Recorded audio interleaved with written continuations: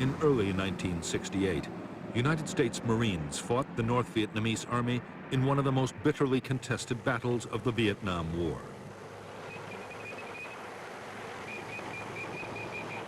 For 77 days, 20,000 NVA troops laid siege to the Marine combat base at Khe Sanh.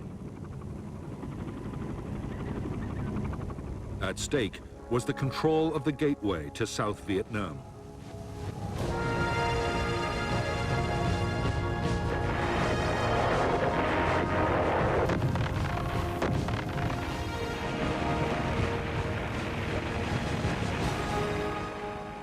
The siege of Khe Sanh was the longest single battle of the Vietnam War.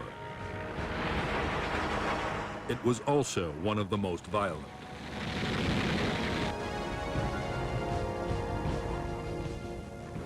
There were savage artillery duels, mass infantry assaults, and fierce hand-to-hand combat.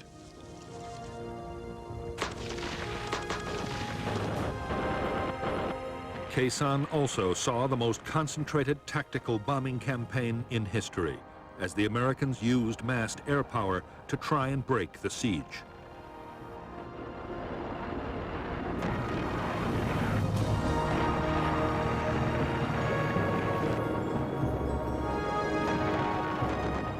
The North Vietnamese meant their attack on Khe Sanh to deliver an historic victory that would destroy the will of the United States to carry on the war.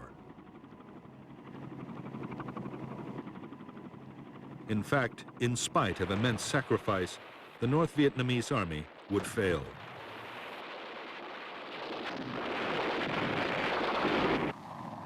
After Khe Sanh, the NVA would never again take on the Americans in a set-piece battle.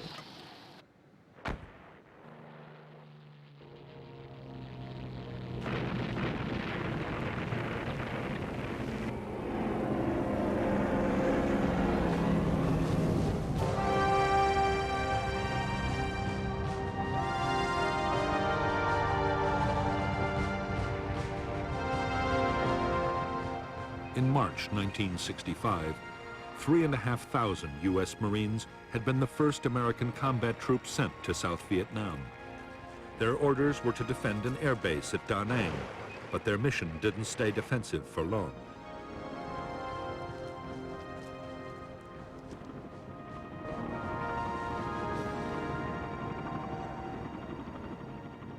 In spite of years of U.S. backing, South Vietnam was close to losing its war against communist Viet Cong guerrillas.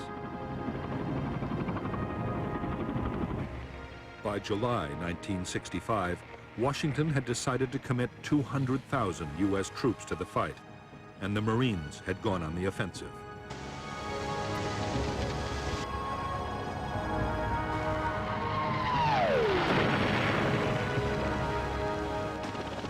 American commanders saw their role as taking on the Viet Cong's big units, the battalions and regiments.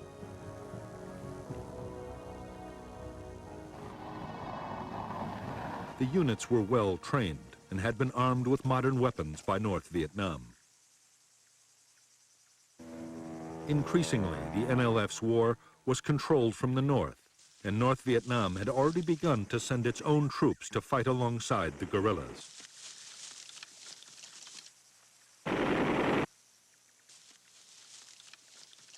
The first big battle between the Americans and the Viet Cong was in August 1965. In Operation Starlight, the Marines smashed a Viet Cong regiment. In November, in the Ia Drang Valley, the 1st Air Cavalry Division battled nearly 6,000 North Vietnamese Army troops. According to General Westmoreland, the Americans killed more than 1,200 in a storm of heavy fire.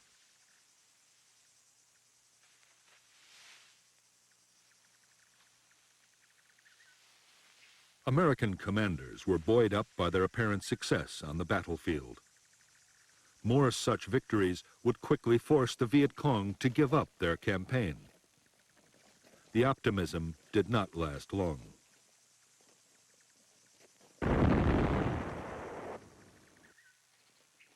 By the close of 1965, the Americans were finding it impossible to make the Viet Cong fight pitched battles. Meantime, U.S. casualties were rising fast from ambushes, booby traps, and surprise attacks.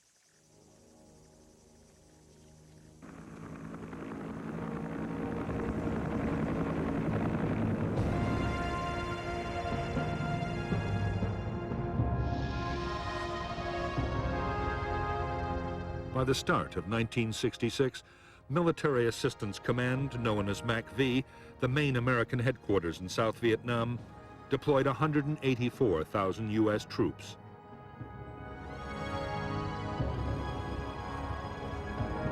Army units were concentrated in the Saigon area, in a strip along the central coast, and in the central highlands.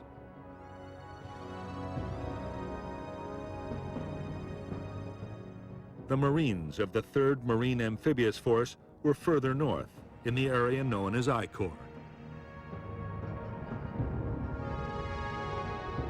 I Corps bordered the demilitarized zone separating North and South Vietnam.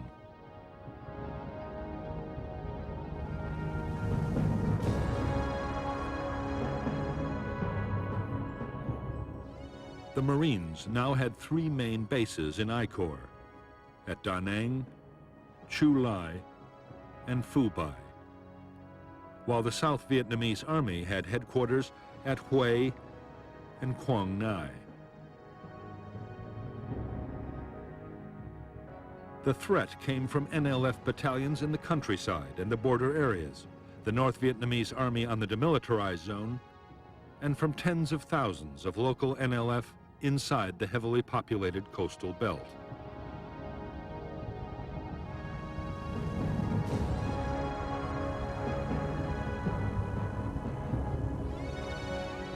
To the NLF, the coastal villages were a priceless asset. They produced vast quantities of rice which could feed the big guerrilla units in the remote interior.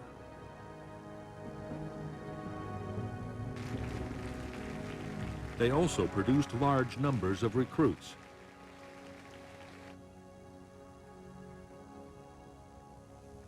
Over the years, the NLF had gained control of thousands of villages. They had created their own local administration and village guerrilla forces.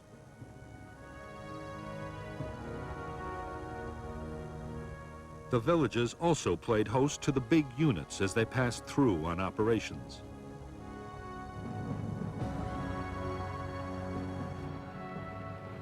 All the areas in which the American Marines had built their bases were surrounded by NLF-controlled villages. Marine sweeps through the settlements rarely managed to find them.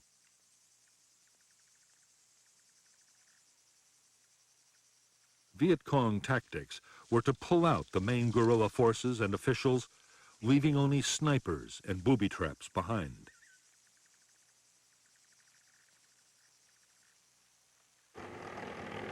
After the Marines had moved on, the fighters would quickly return. For the Americans, it was deeply frustrating.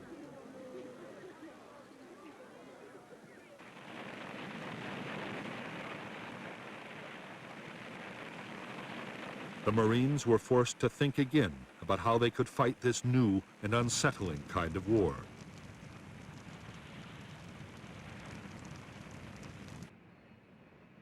The answer the Marines came up with was a pacification program. The idea was to fight the NLF for control of the villages and to do it around the clock.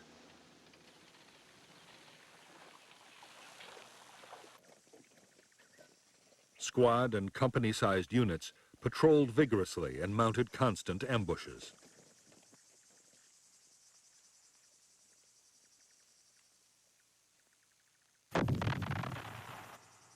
The rice harvest was protected to keep it out of Viet Cong hands. In areas that stayed hostile, whole villages were moved by force to districts already pacified.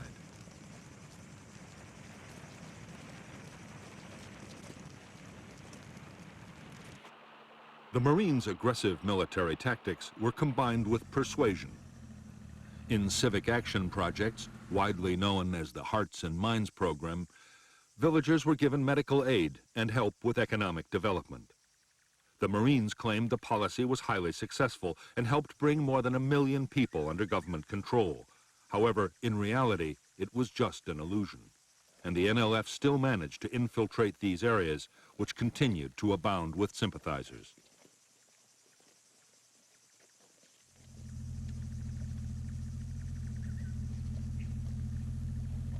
The change came in mid-1966. General Westmoreland, the commander of U.S. forces in South Vietnam, had never agreed with the Marines' methods. He believed that controlling villages was a waste of highly trained and heavily armed troops. Westmoreland argued that the Marines should instead be used to pursue the enemy's big units in the remote interior.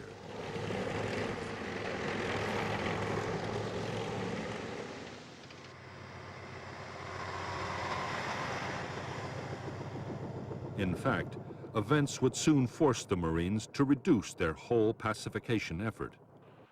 Civil unrest erupted between South Vietnamese factions right across the country.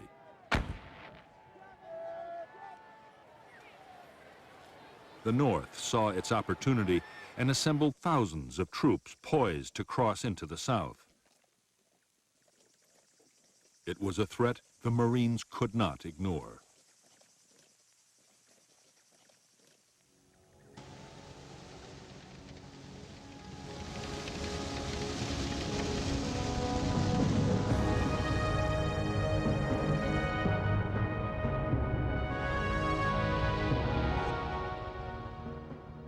The North Vietnamese Army's 324B Division crossed the demilitarized zone in late May 1966 and encountered a Marine battalion. The NVA held their ground, and the largest battle of the war to date broke out near Dong Ha. General Walt moved most of the 3rd Marine Division north, 5,000 men in 5 battalions.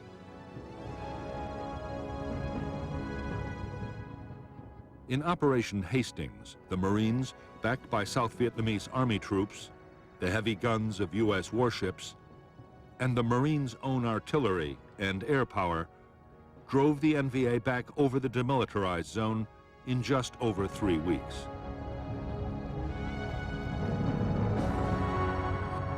Because the Marines were forbidden to cross the demilitarized zone into North Vietnam, the 324B Division, along with elements of 2 more divisions, were able to regroup and return to the south almost at once. The Marines were forced to mount Operation Prairie, which tied up 11 battalions, nearly 10,000 troops, for a full 10 months.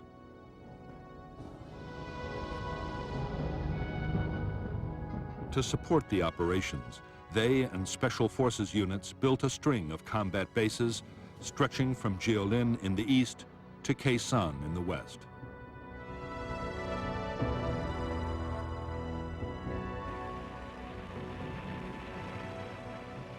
Casualties on both sides were heavy in Operations Hastings and Prairie. Although over 300 Americans were dead and nearly 1,500 wounded, it was a victory for the Americans.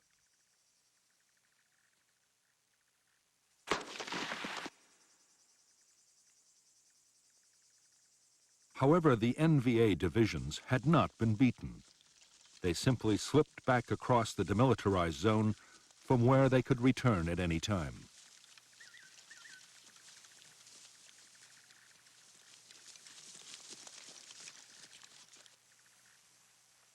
The Marines now had little choice but to keep strong forces in the area. As the Americans had expected, in the first months of 1967, North Vietnamese Army units once more began infiltrating into the south.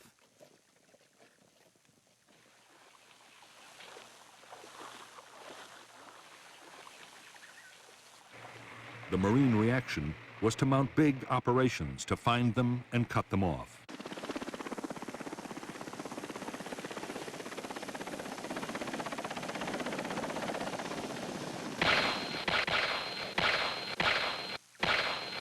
Both sides were determined to control the hilltops dominating the valley trails. The bloodiest battles of all were those fought for the hills surrounding the Marine combat base at Khe Sanh. These were 881 North and South and Hill 861, thus named for their height in feet.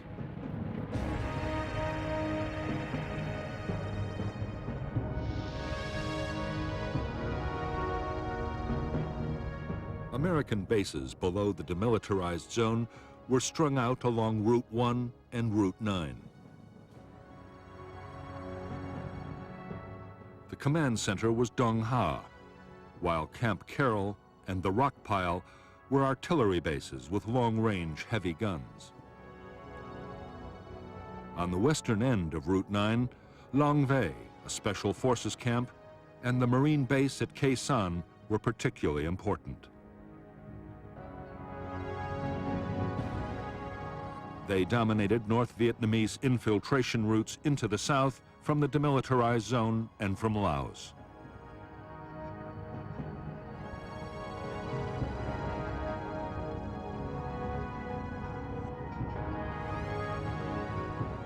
Khe Sanh Combat Base sat astride the valley of the Rao Quan River, with Dong Tri Mountain to the north and a series of smaller, numbered hills to the northwest.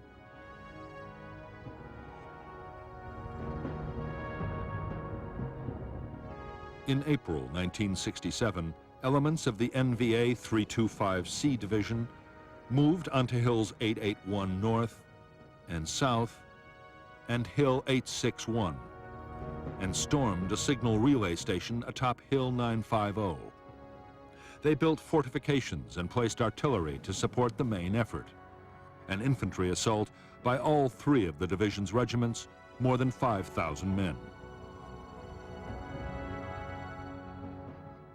The base at Khe Sanh had been defended by only a single company of Marines. But now, American strength was raised to 2 battalions with more artillery.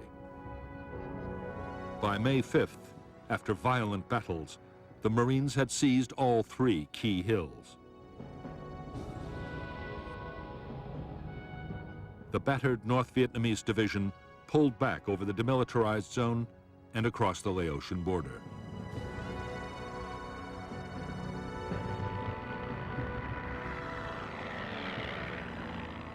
After the hill fights at Khe Sanh, the war on the demilitarized zone shifted to the eastern sector. North Vietnamese artillery, hidden inside the zone, hammered Marine bases, causing heavy casualties. 30,000 NVA troops tried to infiltrate past the American outposts.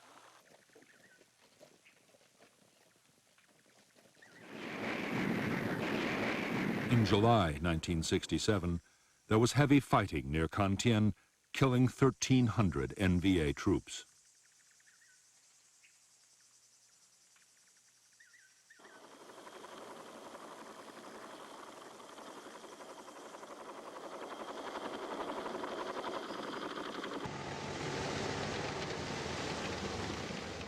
During the last months of 1967, the Marines launched one operation after another to try and intercept infiltrating NVA forces. It was no easy task. The terrain was rough. There were never enough helicopters, and poor weather often shut down air operations. Meanwhile, powerful NVA units were once again massing in the hills and forests around the Khe Sanh combat base.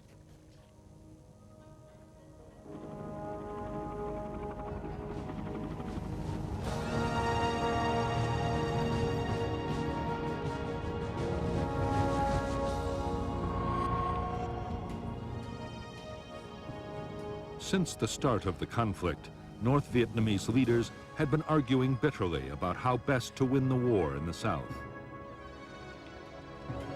The president, Ho Chi Minh, was by now aging and in poor health, but he still had enormous influence.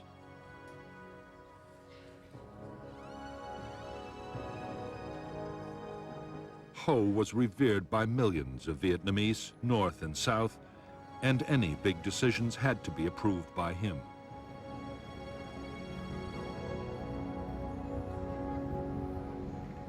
For the last 2 years, Ho had supported a cautious approach to fighting the war. But in mid-1967, he backed a new strategy pushed by powerful figures within the Politburo, including Li Tuan, the General Secretary of the Communist Party.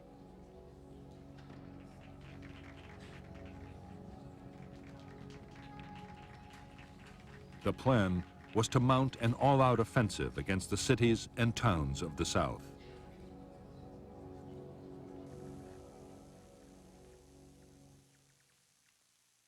The NLF guerrillas inside South Vietnam would launch most of the attacks. But General Giap, North Vietnam's defense minister, planned to add a distinctive touch of his own. He meant to pit North Vietnamese army troops directly against the Americans at Khe Sanh in a major set-piece battle.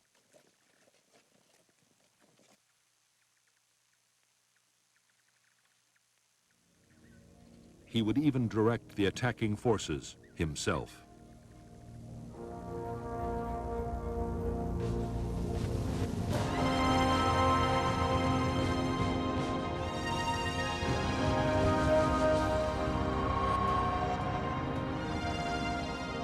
Throughout 1967, the U.S. President Lyndon Johnson had been under pressure from his military advisors to intensify the war in Vietnam.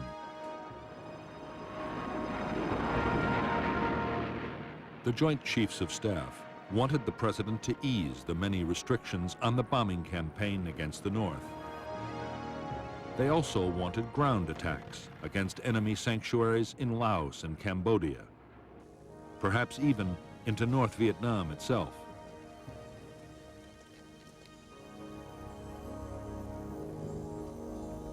Without such measures, they could see no prospect of victory soon.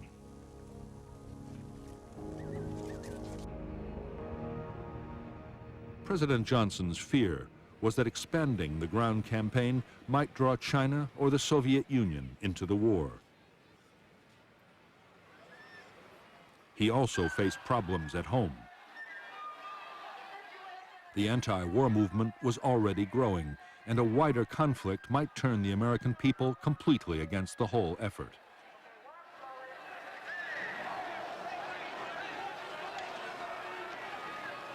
The last thing the president wanted to hear was that the communists were preparing for a major offensive. But General Westmoreland, the commander of U.S. forces in Vietnam, was warning that a large-scale attack might be on the way.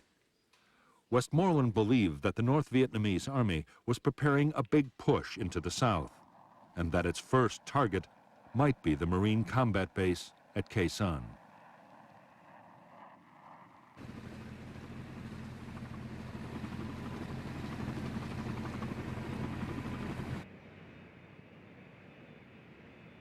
Although the president and his advisors were deeply worried by the news, Westmoreland himself was optimistic.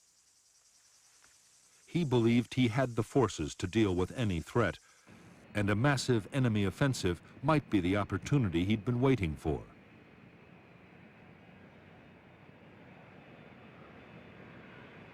If the North Vietnamese army came out into the open to fight pitched battles, there was a real chance of a decisive American victory.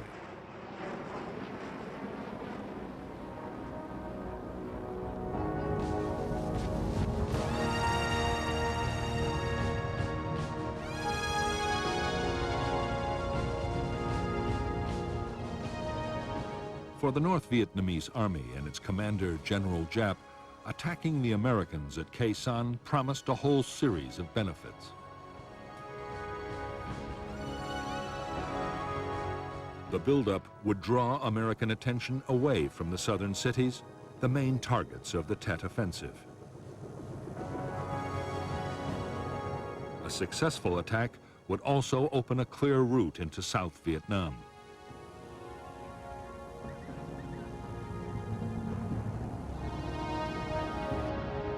A victory at Khe Sanh might also bring another, even more valuable prize: The U.S. Marines defending the base were an elite force, and crushing them might damage American morale beyond repair. In 1954, 13 years previously, General Giap had inflicted just such a defeat on French colonial forces at Dien Bien Phu.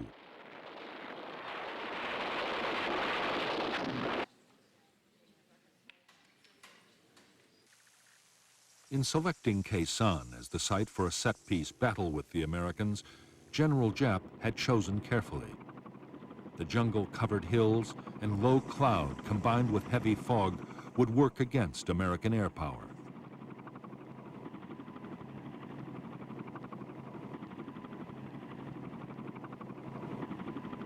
And while his own troops were close to supplies and reinforcements, the Americans could be cut off from any outside help.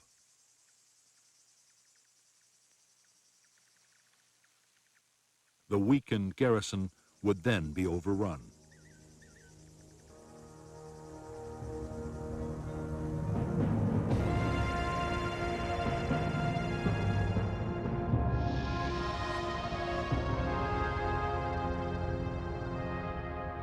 From March 1967, the Americans had succeeded in sending heavily armed convoys down Route 9 to Khe Sanh. However, in July, an attempt to get long-range artillery to the combat base was blocked by North Vietnamese ambushes.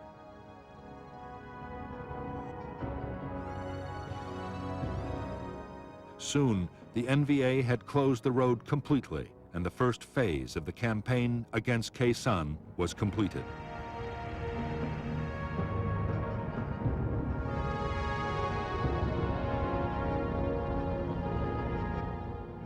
The next stage in the North Vietnamese plan was to deploy infantry north and west of Khe Sanh. The units to the north would capture the hills overlooking the base and place artillery to bombard the Americans and destroy their airfield.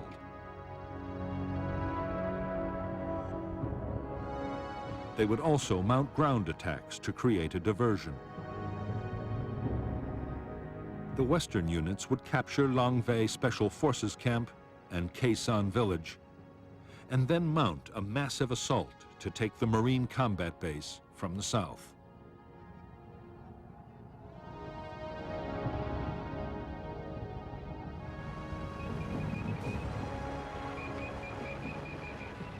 A vital ingredient of General Giap's plan was to soften up Khe Sanh and its surrounding hill outposts with massive artillery bombardments. It was vital to prevent American aircraft from finding and destroying the guns, mortars, and rocket batteries before the attack.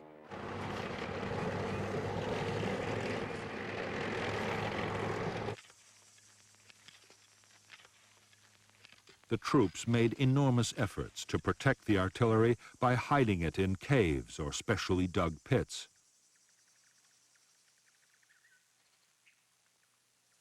They sighted huge numbers of anti-aircraft guns to drive away inquisitive reconnaissance planes, while everything was hidden by elaborate camouflage.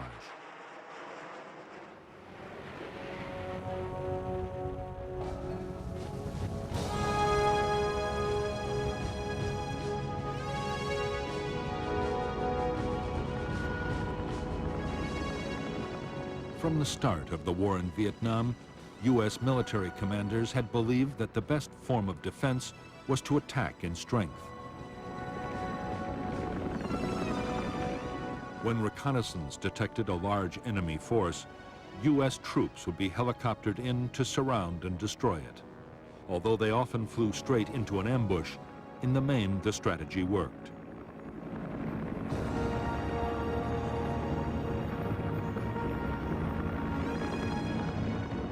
The problem with the American tactics was that they needed ever-increasing numbers of troops and helicopters.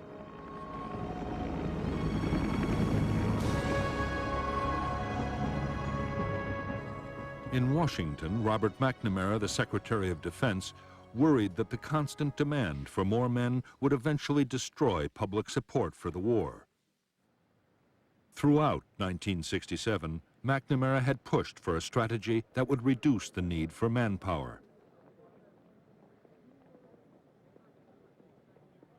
One proposal in particular McNamara adopted enthusiastically.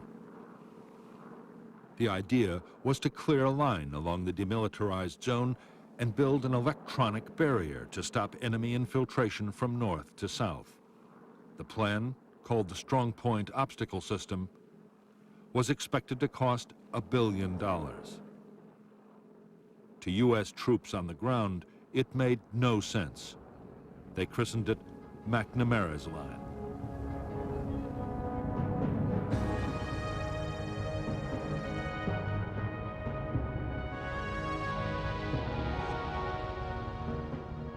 Because the eastern part of the demilitarized zone was flat ground, the area was given the first priority for defense.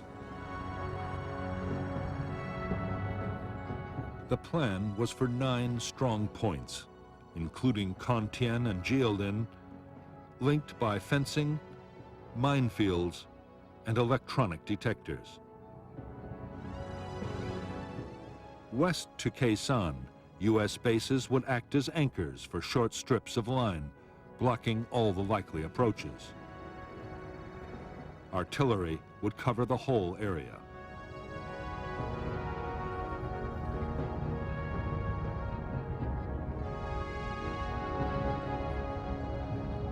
By the end of 1967, the eastern part of the Strong Point Obstacle System was almost complete.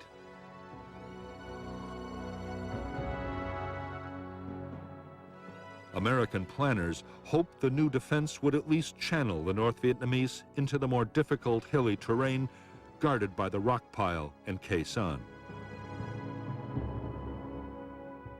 In the future, when those bases too were part of the system, military commanders saw them playing a particularly important role. If full-scale ground operations were ever launched into Laos, the barrier would protect the Americans from flank attacks.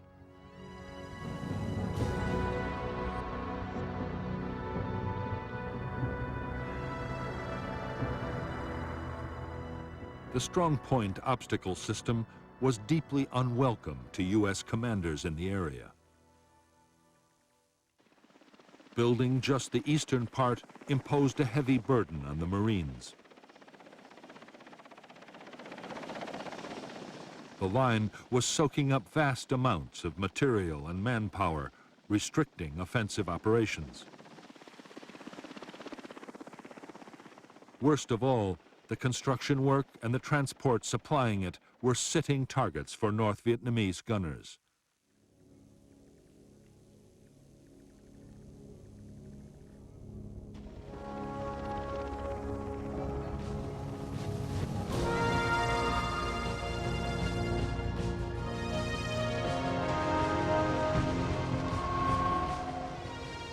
Altogether, the North Vietnamese army numbered just under 470,000 troops in 12 divisions and 100 independent regiments. There was also a small navy for coastal patrol and a highly effective air force to defend against American bombing raids, together with an air defense missile force.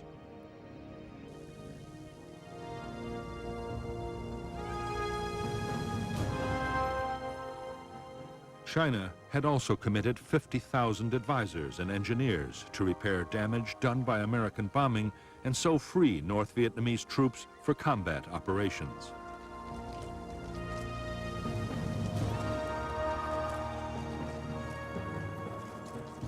By now, the NVA had taken over all military activity in the northernmost parts of South Vietnam, and 102,000 NVA troops were available to fight in the south. All the same, the planned Tet Offensive was not meant to depend heavily on the Northern Army.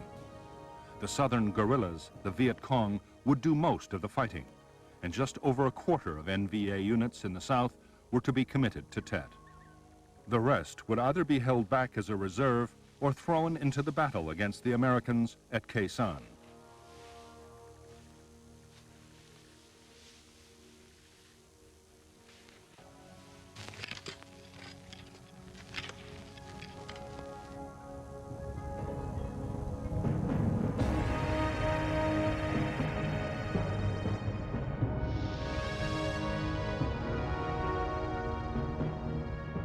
By the start of 1968, the North Vietnamese Army had more than 40,000 men positioned near the border with South Vietnam. One division was to launch attacks down the east coast to take Da Nang and other important centers.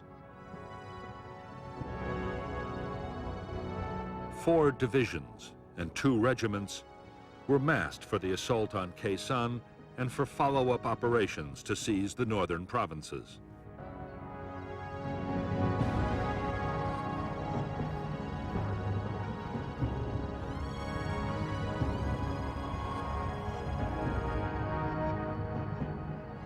North of Khe Sanh was the 325C Division, with 3 regiments and a battalion.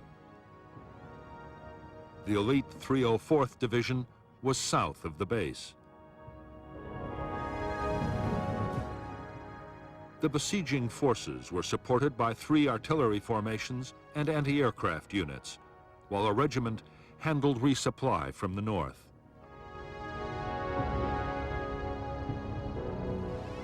Further east, another division was placed to threaten the American artillery base at the rock pile, to keep Route 9 cut, and to act as reinforcements.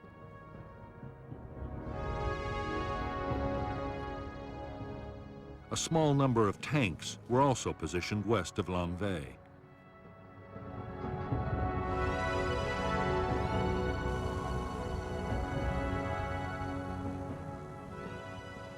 If the battle for Khe Sanh was to end in victory, General Giap and his planners knew that an uninterrupted flow of supplies would be the key. The experience in 1954 of fighting the French at Dien Bien Phu had taught him the value of ensuring continuous supply long before the final storming of the enemy base. He was determined to repeat his achievement at Khe Sanh.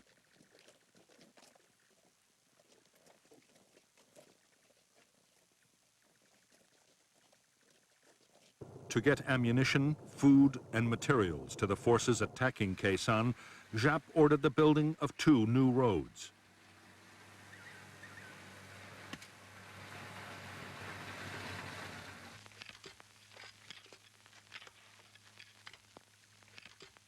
They were soon detected by the Americans, who named them the Santa Fe Trail.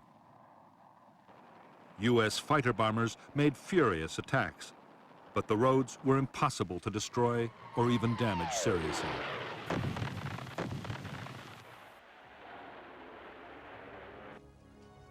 The Santa Fe Trail was heavily camouflaged and fully equipped with bunkers, storage depots, and way stations.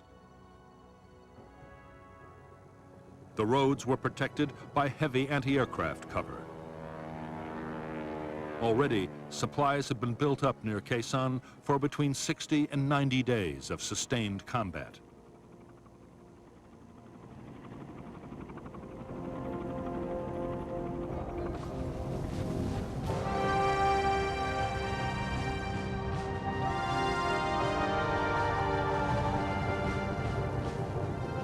For more than a decade, the North Vietnamese Army had been getting military equipment from China and the Soviet Union.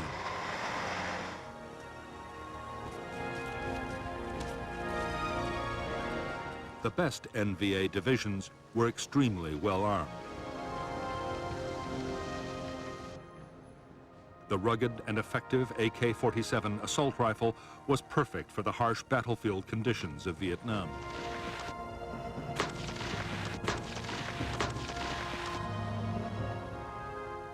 Infantry units had large numbers of machine guns and RPG-7 anti-tank grenade launchers.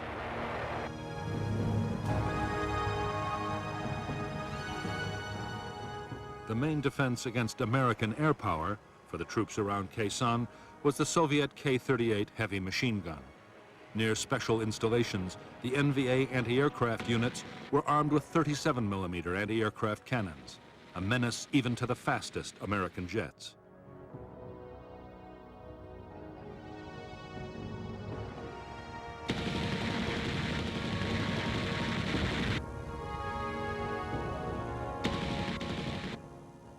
The heavy artillery which NVA gunners would use to try and overwhelm the defenses of the Khe Sanh base was also Soviet and Chinese.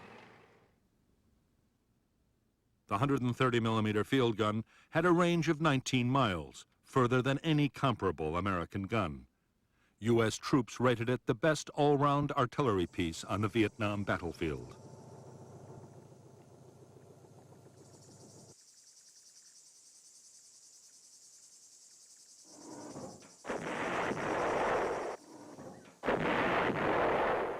The guns would be reinforced by huge numbers of rockets and heavy mortars.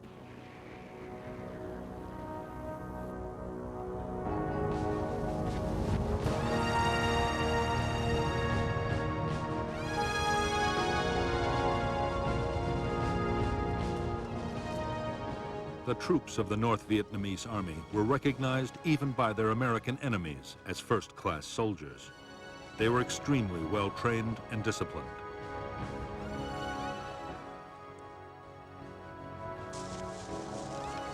They were skilled in tactics, and their morale and determination often seemed to the Americans to border on the fanatical.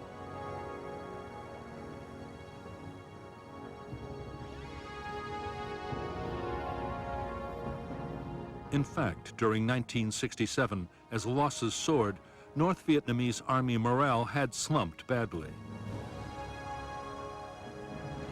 Desertion threatened to become a real problem.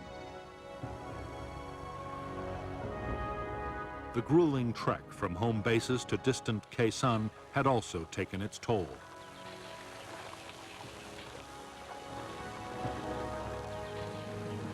American bombing was a constant danger, and diseases, particularly malaria, were rife.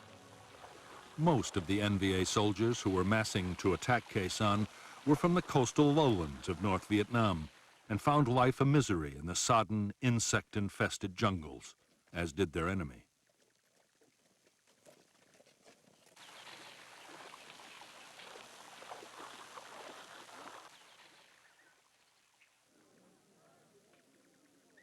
In preparation for the Khe Sanh battle, NVA commanders went to enormous lengths to restore their troops' morale. Cultural groups were sent on the long and arduous journey to the front to entertain the troops.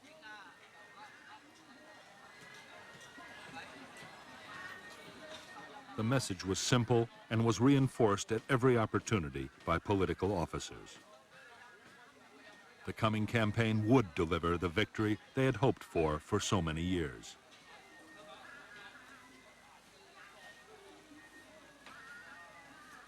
The propaganda effort worked well. In the final weeks before the offensive, desertions from the North Vietnamese Army fell dramatically.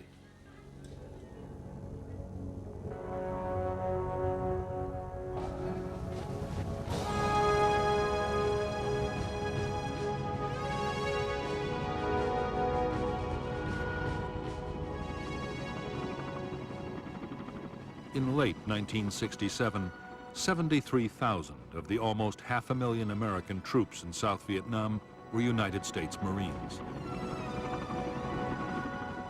They were under the command of the U.S. Navy Pacific Fleet Headquarters in Honolulu, but operational control was with General Westmoreland's Military Assistance Command in Saigon.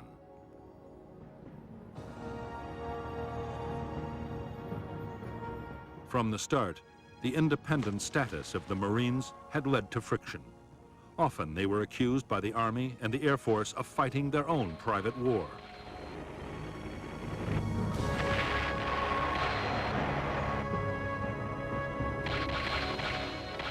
Since Lieutenant General Robert Cushman had taken over as Marine Commander in June 1967, he and Westmoreland had argued continuously over how the Marines should best be used. The latest issue was the McNamara Line.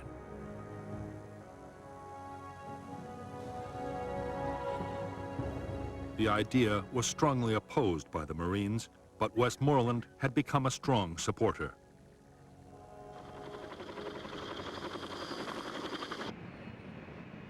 There was also a major disagreement brewing over who should control Marine air power.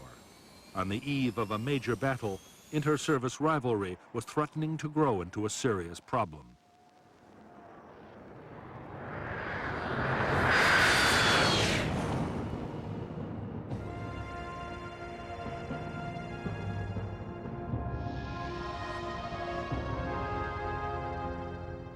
All American units in I Corps were commanded by the 3rd Marine Amphibious Force with its headquarters at Da Nang. The force controlled the 1st and 3rd Marine Divisions and elements of the 5th, along with the 23rd Army Division, 2 Army brigades, and a squadron of armored cavalry. The South Vietnamese Army deployed 2 divisions and an infantry regiment in I Corps, and there was also a brigade of Korean Marines.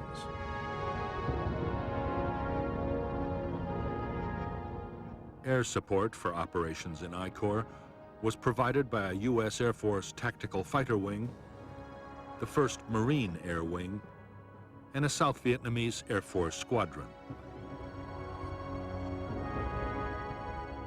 U.S. Navy aircraft were stationed on the carriers of Task Force 77, while 3 wings of B-52 bombers were also on call from Thailand and Guam in the Pacific Ocean. Air supply was carried out by Marine and Air Force transport and helicopter squadrons.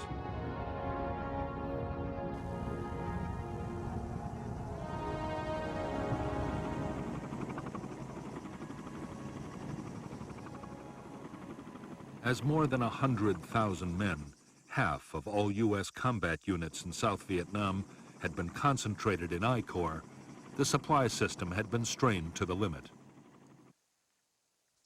On the DMZ alone, ammunition consumption was running at 25,000 artillery shells a month. The Marine supply lines stretched from the United States to Okinawa in the Pacific and on into Vietnam.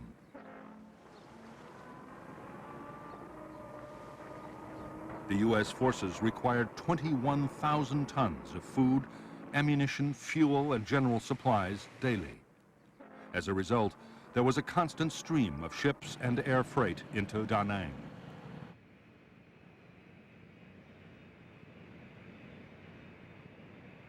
Getting the supplies to where they were needed was a massive job. Vietnam was the first war to see computers used to control supplies. The requisitioning system handled over 80,000 different items, from boots for the men to spares for helicopters.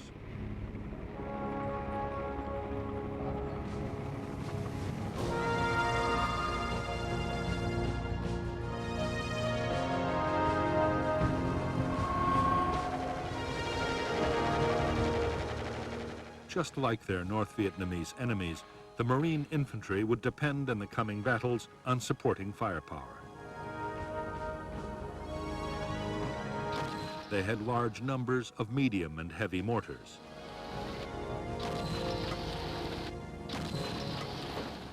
The Marines would also make good use of 106mm recoilless rifles. The M40 had been designed as an anti-tank weapon, but it was also highly effective against bunkers and trenches.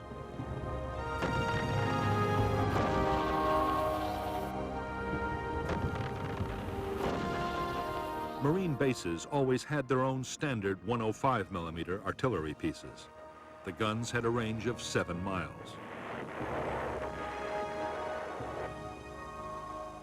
Some bases, including Khe Sanh, also had powerful 155mm howitzers. They could lob a heavy shell over 9 miles at a rate of 4 rounds a minute. The base could also call in supporting fire from the Army's huge 175mm self-propelled guns. These weapons could fire a 170-pound shell 23 miles, just enough to reach the Khe Sanh area from the rock pile or Camp Carroll.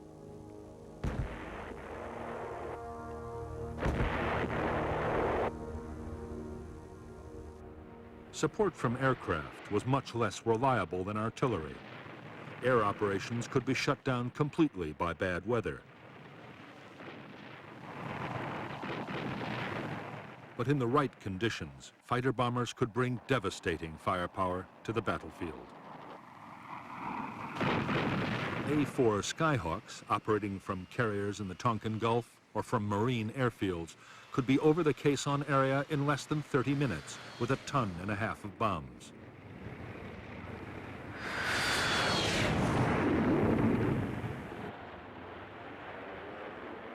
Navy, Marine, and Air Force Phantoms were also on call. Although designed as an interceptor, the F-4 was a powerful bomber.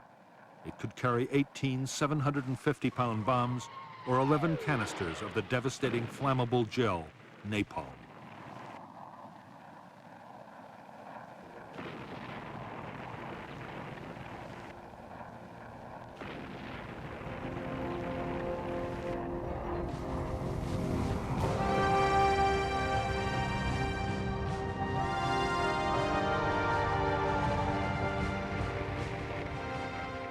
As an elite formation which could attract recruits of the highest quality, the United States Marines had for years been an all-volunteer force.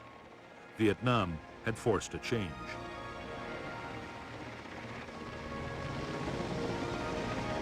Restricting tours of duty to 13 months and the steady accumulation of casualties meant the Marine Corps had to take in draftees. Around 20,000 men had been drafted in by the end of 1967.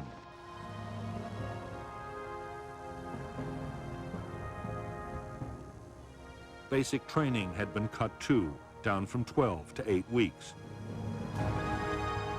There was also a severe shortage of skilled personnel, particularly helicopter pilots. In spite of the sometimes appalling conditions of cold, wet, and dirt in which the Marines in Vietnam had to live and fight, their morale had stood up well. Marine discipline and the sense of being part of an elite helped. So did the knowledge that support from artillery, helicopter gunships, or strike aircraft was not far away.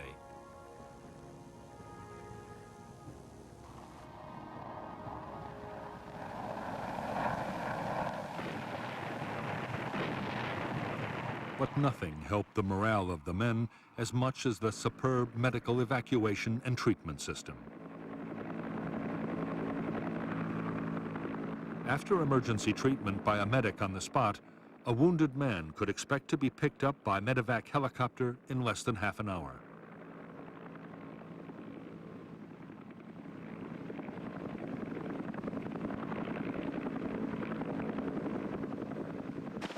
The crews of evacuation helicopters were among the most admired troops serving in Vietnam.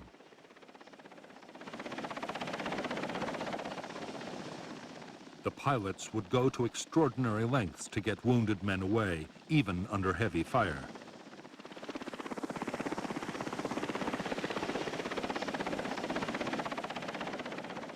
In I Corps, evacuation was to one of 3 field hospitals or to the main hospital at Da Nang. There were also 2 fully equipped Navy hospital ships, each with more than 500 beds.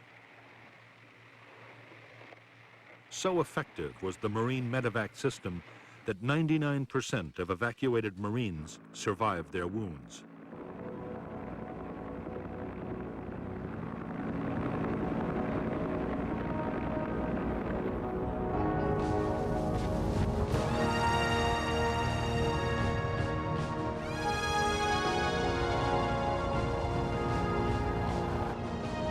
As evidence had mounted that the North Vietnamese were going to attack Khe Sanh, the Americans took a quick decision to reinforce the base. By the close of 1967, the 3rd Battalion of the 26th Marines had arrived to boost the garrison.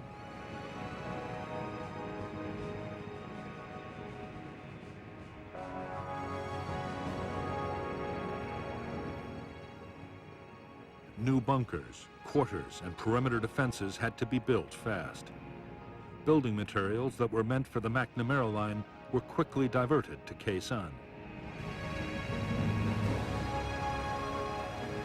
Only days after the new Marine unit had arrived at Khe Sanh, it launched a major search and destroy operation towards the border with Laos.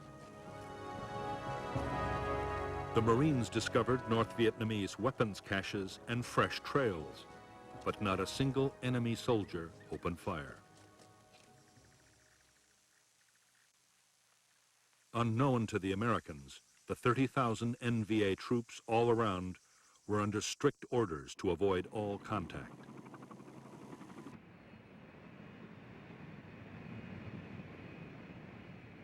Christmas 1967 came and went on the demilitarized zone, but the North Vietnamese stayed uncannily quiet.